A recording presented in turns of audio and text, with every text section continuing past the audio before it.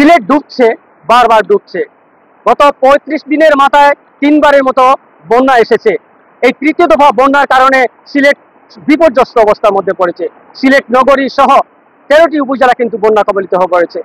আমি যে জায়গাটিতে দাঁড়িয়ে আছি, বালাগঞ্জের চাঁদপুর টু বালাগঞ্জের রাস্তা। আপনারা দেখেন যে রাস্তা কুশিয়ারা নদীর পার উঠছে, তীর উঠছে, কিভাবে লোকালের মধ্যে পানি প্রবেশ করছে এবং আশেপাশে কিন্তু রাস্তা ভাঙা শুরু হয়েছে এবং মানুষের বাড়িতে পানি প্রবেশ করেছে।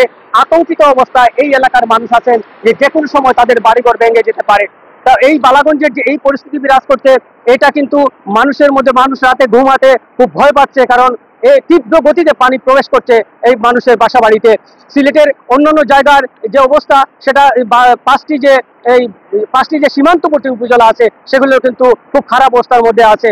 তো সিলেটের মানুষ এই বন্যা থেকে বাঁচার জন্য অবিলম্বে খুব দ্রুত পদক্ষেপ নেওয়া দরকার। যে উজানের বৃষ্টি হলে এবং এখানে ভারী বৃষ্টি হলেই সিলেট প্লাবিত হয়ে পড়ে। সিলেট একটি অসহায় অবস্থার মধ্যে পড়েছে। সিলেটের মানুষ চায় যে সঠিক পরিকল্পনা নিয়ে এই বন্যা থেকে সিলেটের মানুষকে রক্ষা করতে হবে, কারণ সিলেটের মানুষ কোনোদিন এই ধরনের বন্যার মুখোমুখি হয়নি।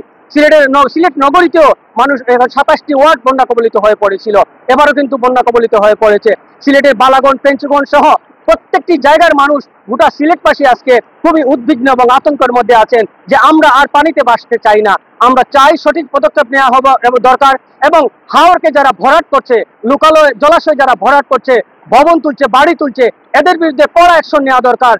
যে সমস্ত জায়গায় পানি থাকতো, যে সমস্ত জায়গায় পানি জলাশয় থাকলে এই বন্যার পানি হয়তো লোকালয়ে প্রবেশ করতো না, এগুলো বন্ধ করতে হবে এবং মানুষকে সচেতন করতে হবে। তাছাড়া এই যে অন্যান্য জায়গায় যে রোড দেওয়া হয়েছে, রাস্তা দেওয়া হয়েছে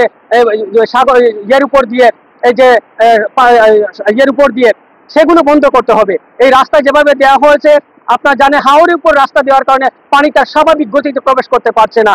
আজকে প্রবাসী অধ্যুষিত সিলেটের যে অবস্থা, এই ৩৫ দিনের মাথায় ৩বার বন্যা, এই ৩বারের বন্যায় মানুষকে বিপর্যস্ত করেছে। অনেক মধ্যবিত্ত পরিবার আছে, তার যে পুঁজি ছিল, পুঁজি শেষ হয়ে গেছে। গরিব মানুষ কাজ করতে পারছে না, ঘর থেকে বের করতে পারছে না। তো এই ছিল সিলেটের বালাগঞ্জ থেকে আমার কাছে সবচেয়ে শাহ মুজিবুর রহমান যখন, এটিএন বাংলা, বালাগঞ্জ।